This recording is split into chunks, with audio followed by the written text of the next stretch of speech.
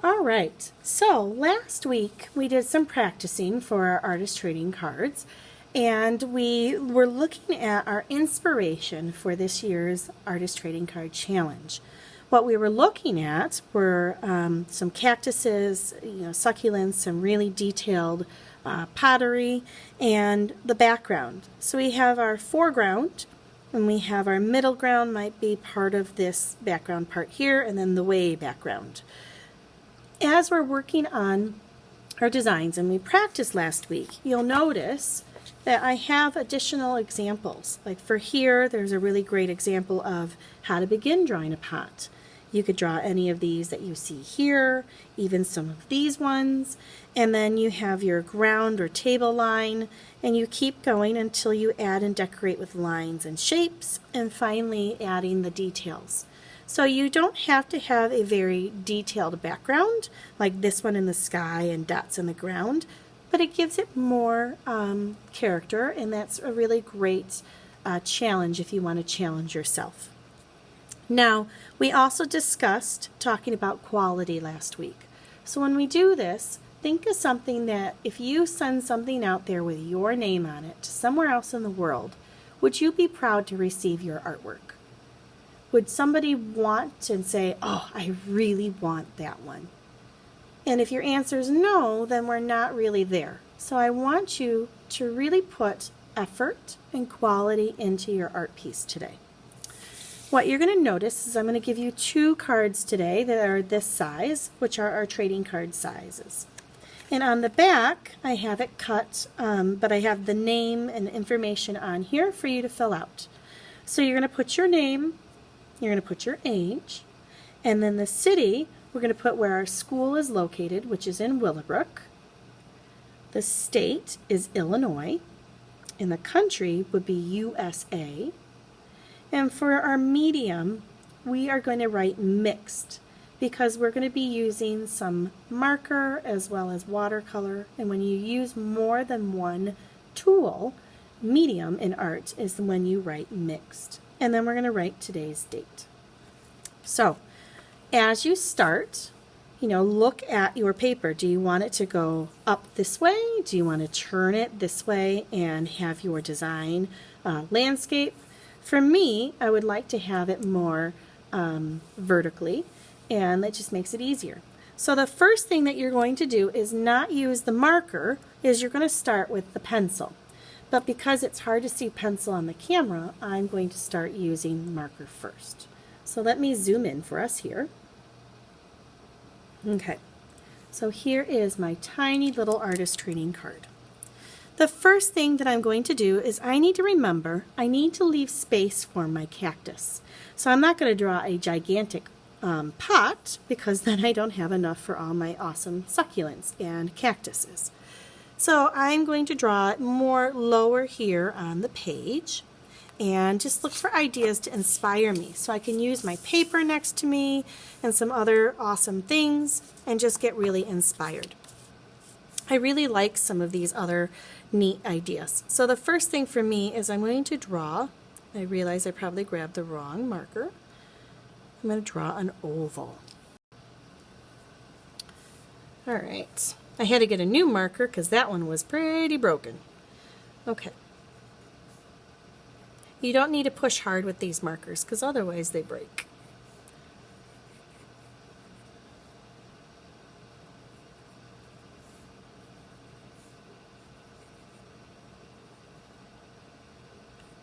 You can add in any designs or patterns that you're looking to do. Could be really neat ones, just kind of making it a geometric shape.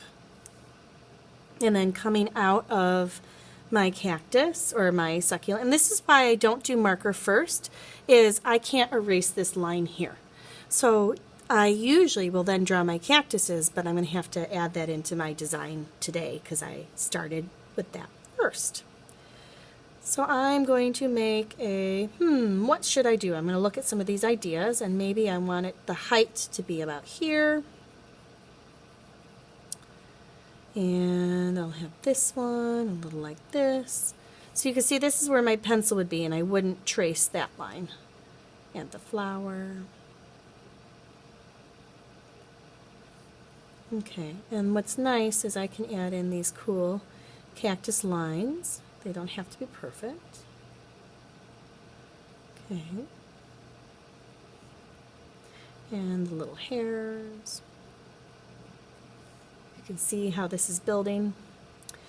And we've talked about overlapping in the past. So overlapping is when something comes from behind or overlaps in front of it.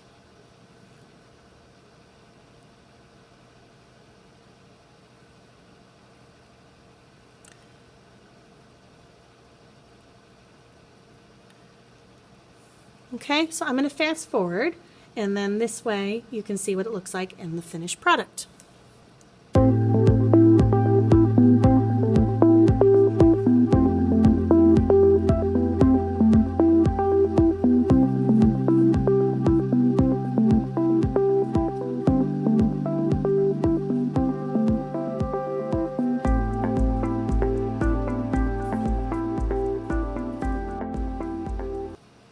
All right, so the second step that we're going to do is we're going to talk about watercoloring.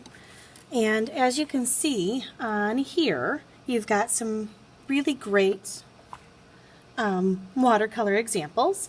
You've got like a brighter sunset, you've got a darker sunset, and just some really neat ideas. So I'm going to show you a trick of maybe like the morning sun one on this one here.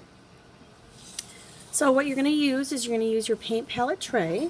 You're going to have your cup of water filled halfway or less, and then you're going to have one of our skinny brushes. So by the sink, when you're ready, you'll get a cup, remember 2 per table, grab yourself a brush, and then 1 tray per table, because we're all good at sharing all of that. Now for me, the easiest way to paint my sunset is you want to keep your lines going in one direction. And usually when you look at the sky, it's going left to right as you look at it. So when you go to paint this, you want to go left to right, and maybe it's easier for you to do that this way. For me, I enjoy going up and down, and that just helps me.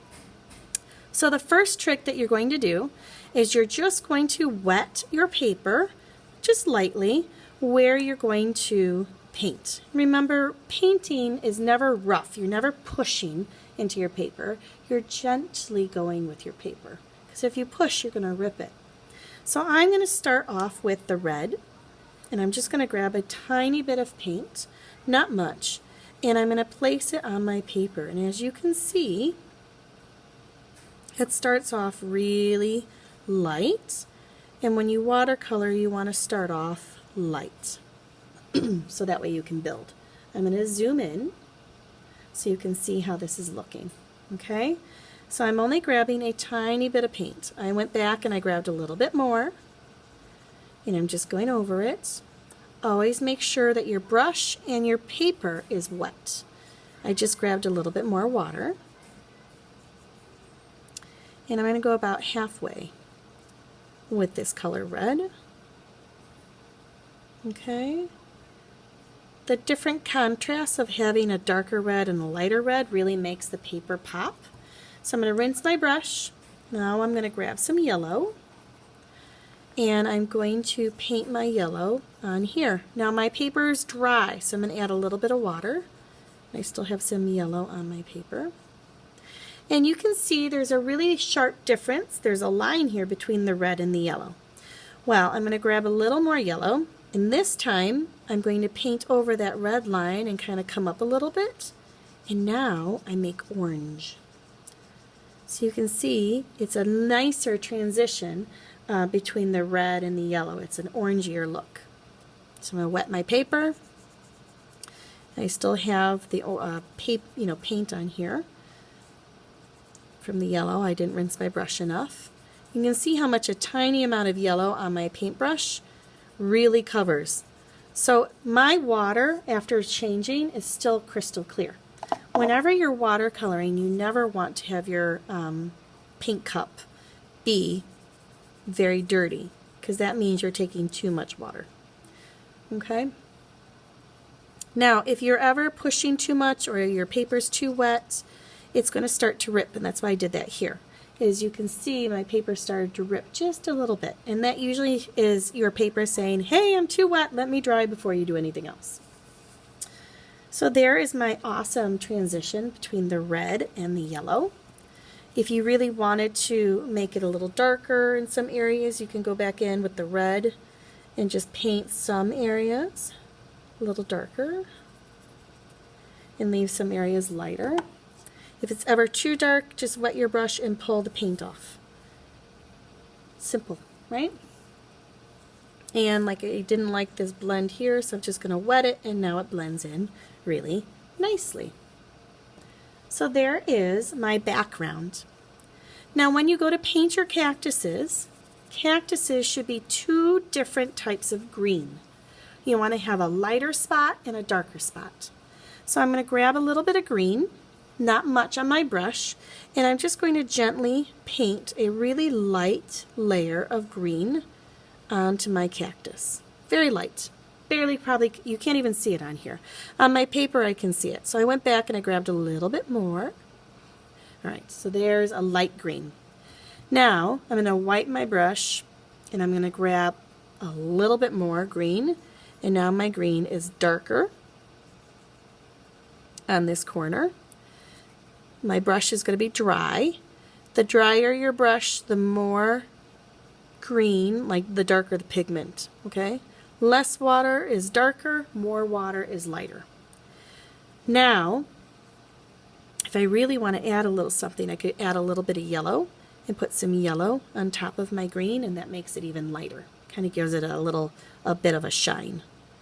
So I'm going to keep going through, and I'm going to make my cactuses just a little bit different, like this, and add in some of those really neat shadows.